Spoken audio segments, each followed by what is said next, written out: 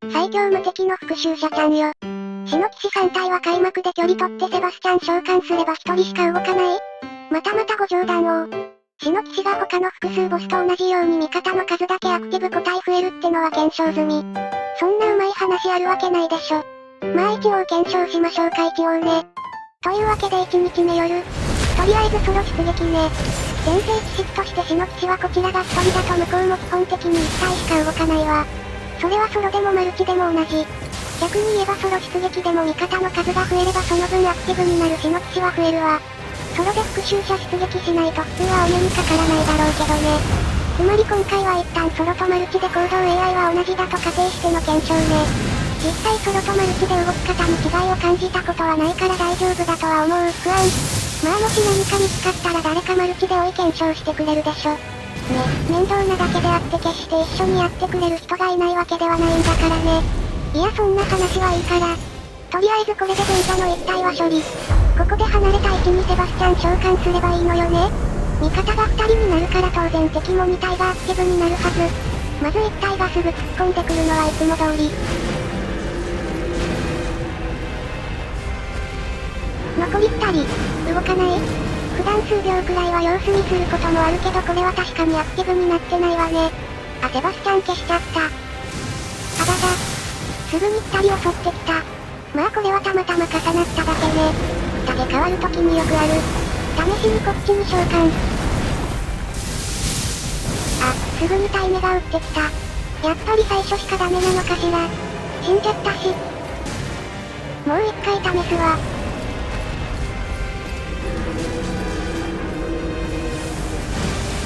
やっぱりすぐにタイメが起動するわね。次はヘレン出してみる。ヘレンがタゲを取った瞬間にタイメがアクティブになったわね。これだけ離れててもか。最後にフレデリック。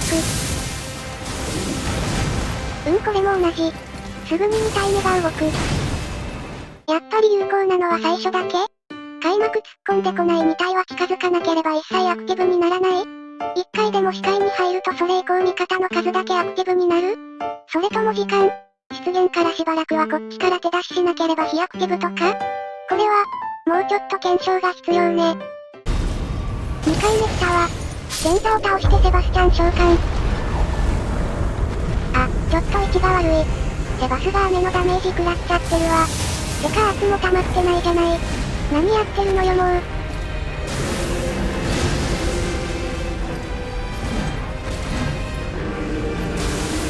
いやでも残り2体はやはり全く攻撃してこない。死んじゃった。今のはちょっとやり方がお粗末すぎたわね。仕方ない。もう一回やり直すか。はいはいまたここまで来ましたよっと。15分かけてここでクマさんとの2分の1ガチャ。やってられないわ。マップパターン分かってればすぐリテマラできるんだろうけど。せめて危険を発生させてパターンを絞るべきだったわね。はいおしまい。セバスチャンカモン。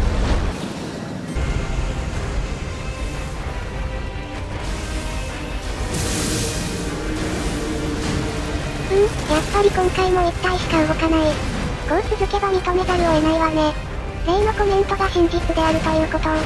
今回はちゃんとアーツも貯めてきた。しばらくは生存させられるわ。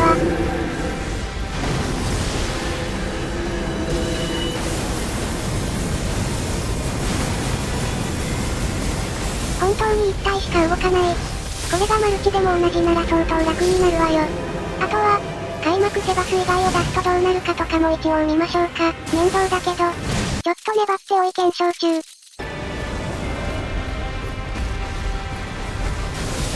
やっぱり開幕以外はすぐにタイメが攻撃してくる。あれ？ 2 体目おとなしくなった？あ、死んじゃった。今のは、たまたま？気になったからもう一回。今度はアーツも貯めたわ。出してすぐにタイメから攻撃が来るのは同じだけど、アーツでしばらく活かして様子を見ましょう。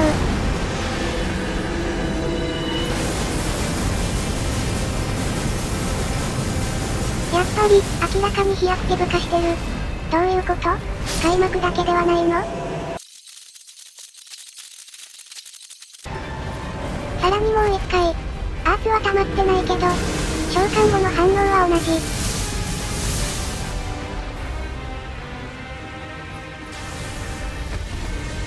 やっぱり一発攻撃打った後はすぐおとなしくなるわね。つまり開幕限定の現象ではなくセバスチャンがいることによるもの？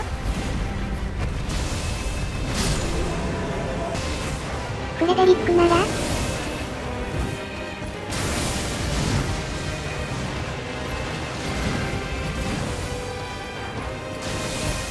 いやフレデリックならそうならない。ずっと2体目に攻撃され続けてるわ。はいはい、そしてまたここまで来ましたよ。今度は開幕でフレデリックを召喚するわ。敵の方に向かっちゃうからなるべく遠目で。アーツがあるから体力は心配ない。2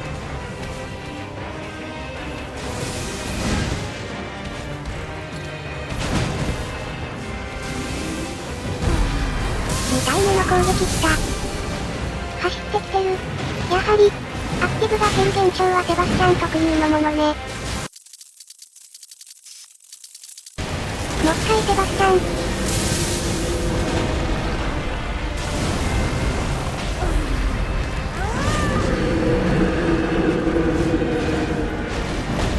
やっぱり同じね。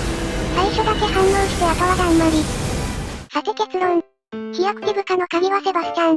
開幕以外でも有効。ただし開幕以外は最初に1回だけ反応する？ここからは考察よ。詳しい人なら察しがついてるだろうけど多分重要なのはヘイト値ね。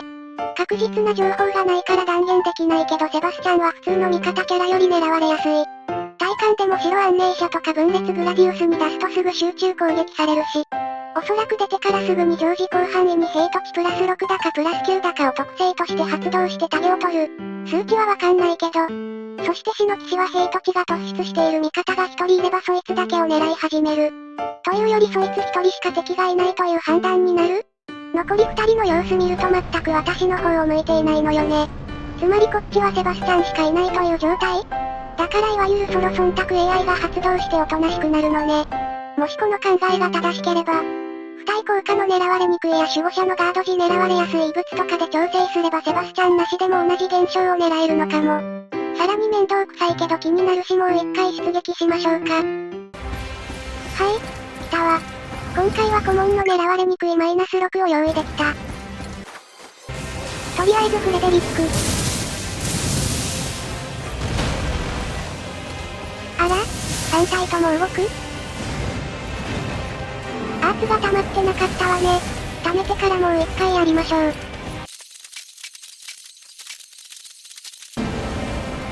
さてもう一度フレデリック。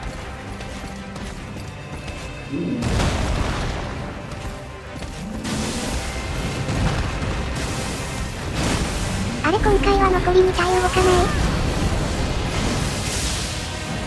い？やべ倒しちゃう。今は全く反応すらしなかったわね。再びアーツを溜めてフレデリック。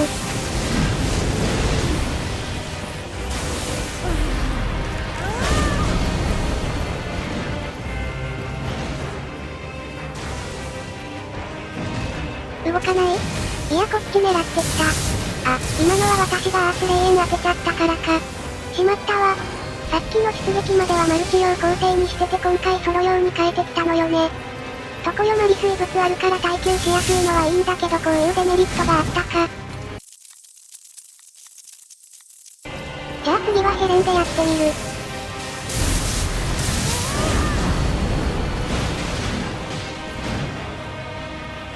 お、様子見入ったか？あ、倒しちゃった。今のも狙われにくいの効果出てそうな感じはあったけどどうもはっきりしないわね。ちょっとやり方も良くなかったか。仕方ないもう一回出撃するわ。だんだん宝箱漁ってんのに全然狙われてない。もうここが最後。また15分をドブに捨てることになるの？狙われにくいったー。アンコモンのマイナス9ね。コモンでやり直しもしたかったけどこれはこれでよし。急いで収縮向かおうと思ったけどその必要はなかったわね。デスルーラして聖杯満タンで戦いましょう。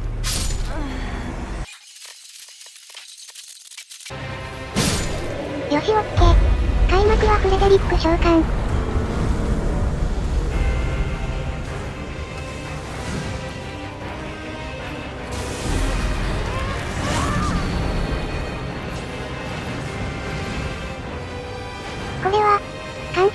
スチャンの時を再現できてるわね。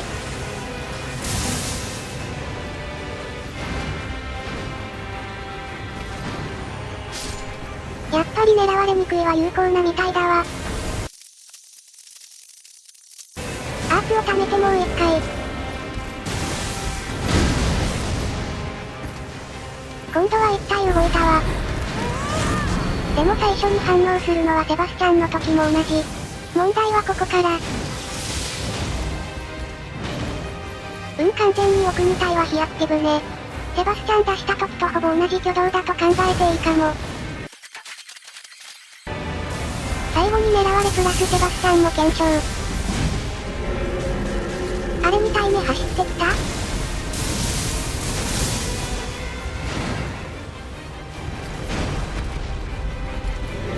いややっぱりすぐ非アクティブ化したわね。狙われなしの時と同じか。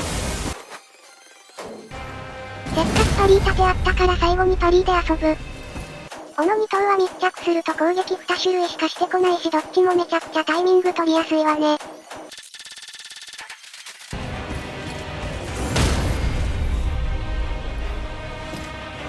逆に長い斧は似たようなモーションで速かったり遅かったりだからちょいむず。ちなみに大技のこれは1周目に攻撃判定がないことを知らないと引っかかりやすいわ。まあ頻度低いレア攻撃だから疾走弾逃げが安定ね。ここでパリー練習なんてしても実戦で使うことないんだけどね。死んだ。さすがにこれで最後にしてよね。てかさっきまではタイトルに戻るで円卓戻ってたけどちゃんと死んだ方が得よね。1日目でも一応ちょっと異物とマークもらえるし。はいというわけで狙われにくいに関しての検証終了。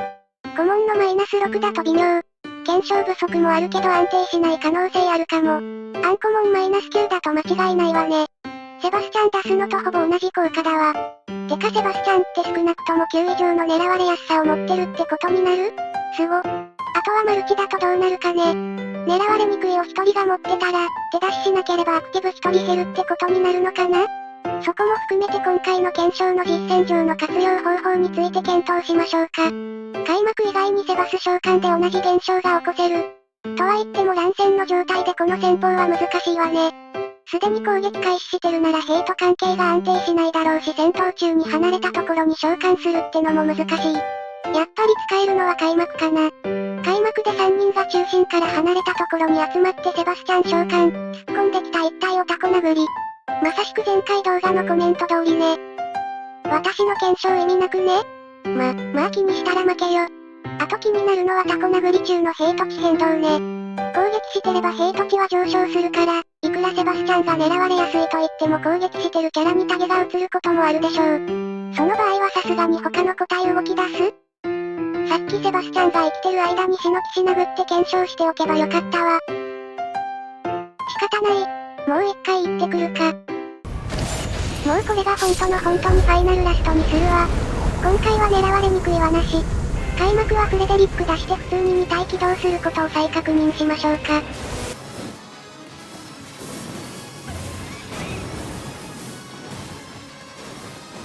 やっぱり狙われにくいなしだと普通に2体2になるわね。アーツを貯めて本命の検証。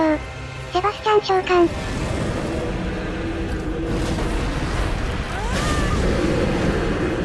やはり2体は非アクティブ。ここでアクティブの死の騎士に攻撃を加えるわ。バックスタになっちゃった。タゲ変わった。そして2体目が起動してセバスに攻撃。やっぱり想定通りね。攻撃で兵と地が上昇してセバスチャンがいても2対2の状況になったわ。もう一回。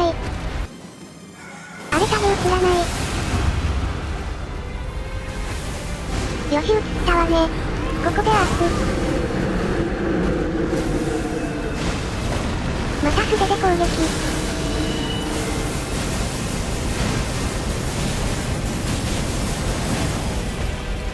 2体目来た。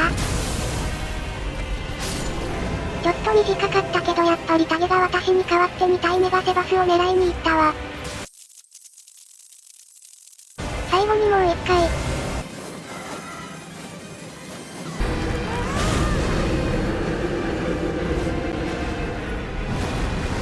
殴らなきゃいけないんだった忘れてた。素で殴りを1個ヒットぐらいでも宴が私に変わったわね。そして2体目がセバスを攻撃するのも同じ。検証はこのぐらいでいいでしょう。やはり予想してた通りの動きになったわね。釣り出した死の騎士にある程度攻撃を加えた時点で残り2体の飛躍手部下は解けると考えてよいでしょう。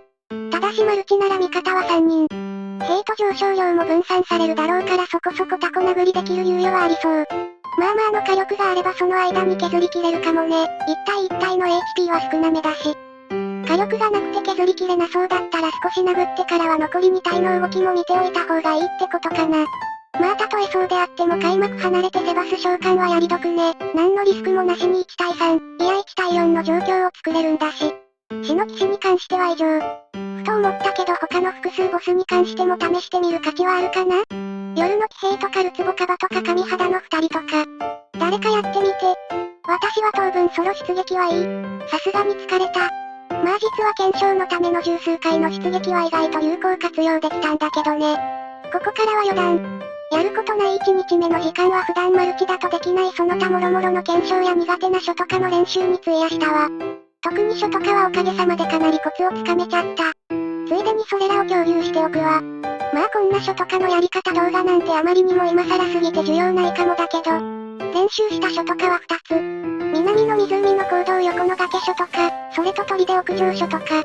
この2つ、はるか前に知ってその時やってみたんだけど成功率が低くて以降全く実践で使ってなかったのよね。まず湖の方。こっちは成功率自体はそこまで低くなかったんだけど、すぐ右に行けば登れるところがあるから確実に決めないと旨味がないわ。私のやり方はまず祝福上の段に登ってこの大きな塊の頂点に乗る。そこから疾走で右の方にジャンプするだけね。大事なのは頂点に乗った時にジャンプボタンを連打しないこと。連打すると疾走が切れて推進力のないジャンプになって届かないことが多いわ。頂点に乗った後1拍待ってからジャンプ入力するといいわね。不安なら最初は崖に向かってしばらく疾走しながらジャンプタイミングを測るとより簡単。あとはしっかり右へジャンプすることね。登りやすいのは大体ここら辺。この辺りだと登れないことが多い。結構思い切って右にジャンプするイメージね。ジャンプ連打がダメなことに気づいてここはほぼ確実に決めれるようになったわ。今更かもだけどね。さて次は砦屋上書とか。こっちは以前はせいぜい3割ぐらいしか成功しなかったんだけど、コツを掴んだ今は9割ぐらい成功するようになったわ。まず大事なのは柱からジャンプする際にしっかりこの中心の杭に向きを合わせることね。ジャンプする向きが中心に合ってるほど成功確率が高くなる印象。ただし実際は疾走しながらすぐ方向転換してジャンプしないといけないから正確に合わせるのは結構難しい。そこで重要なのが杭に触れた後の軌道修正。ジャンプ後はずっと前を押し続けるんじゃなくて、杭に触れた後すぐ杭の中心に向かってスティックを倒す。これをやることで最初のジャンプ時に角度合ってなくてもかなりの確率でリカバリーすることができるわ。つまり一旦杭の上部に乗ることを最優先にするということ。一回でも棒の真ん中上部に足をかけられたらそこからはほぼほぼ屋上に届くからね。ミスりそうな時もこんな感じに粘ってなんとかすることができるわ。これが今のところ私的に一番成功率が高いやり方。まあミスる時は普通にミスるけどね。他にも色々試してみたわ。最初の柱の上で疾走解除して正確に角度合わせてジャンプする方法。そこそこいいと思ったんだけど、疾走してないと勢いが足りなくて届かないことが結構あるのよね。これはボツにした。疾走してるとやっぱ勢いあるから明らかにミスっててもなんとなくでいけちゃう時もあるしね。他には棒のすぐ横から死体を利用して登る方法。これは普通に成功率低すぎてボツ。でも角度的にセットアップしやすそうだからなんか頑張ったら確実に登れたりしそう。まあ時間かけちゃったら意味ないけど、結局普通に疾走ジャンプがいいんじゃないかな。一回の失敗ぐらいなら奥から回ってくるよりまだ早いぐらいでしょ。知らないけど。今後は私も実践で投入するわ。もっといい登り方があったら教えてね。あとついでだからもう一個近くの書とか紹介。ここは別に今回練習したわけじゃないけどね。普通に実践で使っているわ。この地味書とか、自分以外にマルチで使ってる人見たことないわ。有効に使える場面が少ないからね。南側一帯なら商人側から行けばいいし。一応コツはこの瓦礫に降りてからジャンプ。結構遅めでも十分届くわ。慣れればほぼ失敗しないのがいい。あとさらにもう一個。これももしかしたら常識なのかもだけど。中央砦に南東から来た時、ここから内側に入れるわ。湿地騎士の時とか役立ちそう。すぐそこに洗剤用いるし。知らなかったの私だけじゃないよね。そうだよね。あと他に出撃中試したこと。ここは無属性の梶村の砦タイプ、すなわちバリスタ意味5拠点ね。ここのボス上のバリスタ兵倒すのに前までわざわざ同じところまで登ってたんだけど、これ下から重装で届くのよね。多分無理でしょと思いながらやってみたらびっくりしたわ。重装ってこんな90度の壁でも登るのね。今後はこれで処理しましょ。次、アルトリウスのしし切りの後の叩きつけ。これは疾走ジャンプで避けるといいってコメントがあったわ。死の騎士のついでにできるからやってみた。なるほどこれならロリしなくてもいいのね。あれというかそもそも後ろ疾走だけで十分避けれそう。